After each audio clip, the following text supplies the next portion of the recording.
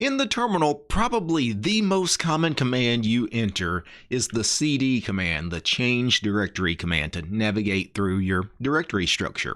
But there is a shell built in, at least in the bash shell, ZSH, and the fish shell. There is a shell built-in function called pushd. And pushd is very similar to cd. It takes you to a directory, you give it a directory argument, and it navigates to that directory, but it does some other interesting things as well. Let me switch over to my desktop and let me open up a terminal.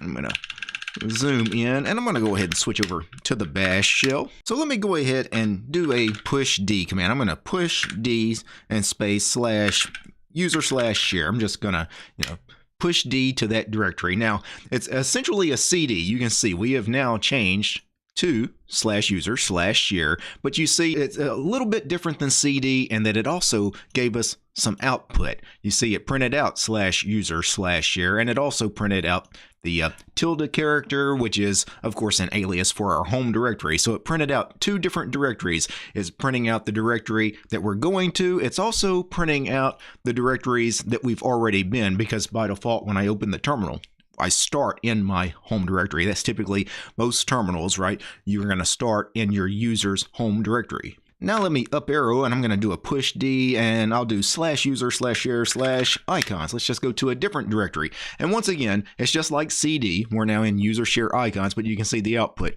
User share icons and user share, and also the home directory. So now we have three directories that are listed here. And this is called the directory stack. And this is what makes pushd unique as compared to cd, right? Because pushd, every time you do a pushd to a directory, it adds the directory to this stack, and you can actually quickly navigate through this directory stack. You can almost think of the directory stack as basically a bookmark. Anytime you do a pushd to a directory, you're essentially bookmarking it so you can quickly come back to it later. Let's go ahead and add a few more. I'll pushd user share themes, and I'll push the user share X sessions with a S.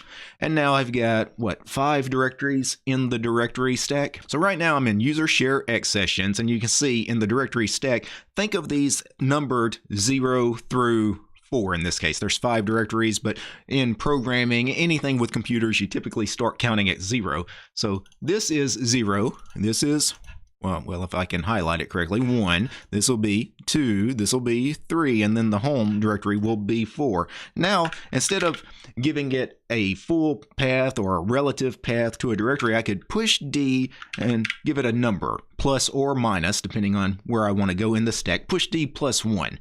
And you can see that's going to take me to user share themes, because I was in user share X sessions and it did a +1. It took me to that next directory in the stack. If I wanted to, I could push D +2, and you can see from the +1, here was our new stack, and +2 should have taken us to user share, and that is exactly where it has taken us. If I want to go backwards in the stack, I could do a minus. I could do -0 here, and 0 is user share. If I do a -0, I think it's going to take us back to the last part of the stack. It's going to take us to user share icons, and that's exactly what happened. So that's how you navigate with pushd using these numbers. You can quickly navigate through your directory stack. Now, sometimes you might want to add something to the directory stack just to bookmark it for later, but you don't actually want a cd to that directory.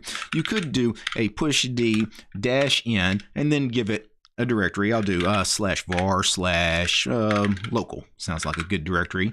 And you can see it's going to add /var/local to the stack, but it does not take us to that directory. We're still in user share icons, which is where we were when we entered that command. So that is the -n flag. Now, how do you remove directories from the stack? Well, if you want to remove something from the directory stack, instead of pushd, you do popd. If I do popd without any other arguments, right now I'm in user share icons.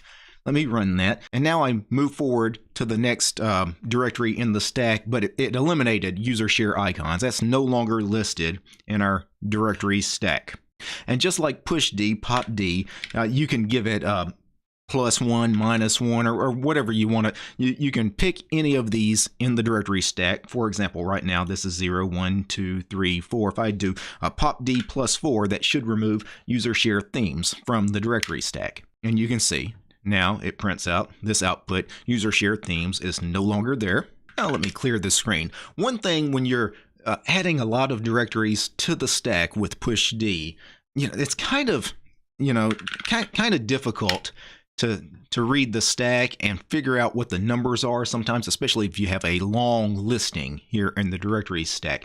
So there's actually a shell built in, at least in Bash. You can use DIRS, dirhs or deers, or I'm not sure exactly how you'd want to pronounce that, but basically it's directories, right? It lists the directory stack as was created by pushd and popd. So if I run that, it just prints out the directory stack, kind of like pushd was printing it out anyway. But here's the cool thing with this dirhs command. Do dirhs --v.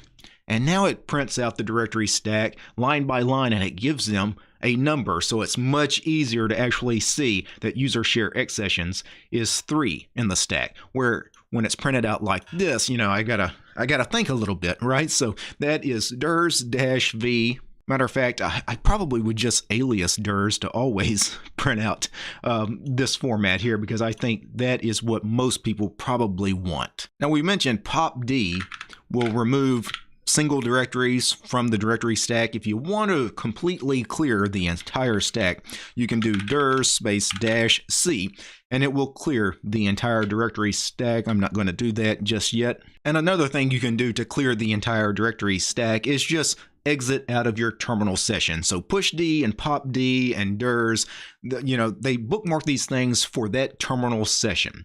So when you exit out of your terminal session, the history and everything is gone for pushd, right? So this is just for that session. So pushd, popd, and dirhs, these are Bash built-ins. They also work in ZSH. They work in ZSH exactly the way they work in Fish, because the Z shell also has created these built-in functions with the same names and the same functionalities. So everything is the same in Bash and ZSH with pushd, popd, and dirhs. But there is a shell that is a little different. So let's switch over to the Fish shell, because the Fish shell has some peculiarities to it that actually I think they improve on some of this functionality. So the first thing I'm going to do is I'm going to do a pushd. I'll just go to my home directory. Well, I've got to specify /home/dt. Let's go ahead, and you will notice pushd is creating a directory stack for us, but it doesn't give us output. So if I do pushd, let's up arrow, and I'll basically do the same kind of stack. I'll do user share, I'll do user share icons, I'll do user share themes if I can type correctly, and I'll do user share accessions. Yeah. So unlike in Bash and in ZSH, pushd in the Fish shell, their version of pushd does not give you the output of the directory stack. And some people might like that, some people might not like that. Honestly, it kind of goes both ways. A lot of people with the Bash built-ins for pushd and popd, they don't like having that output automatically printed because there's no way to suppress it. And sometimes you don't really need that output.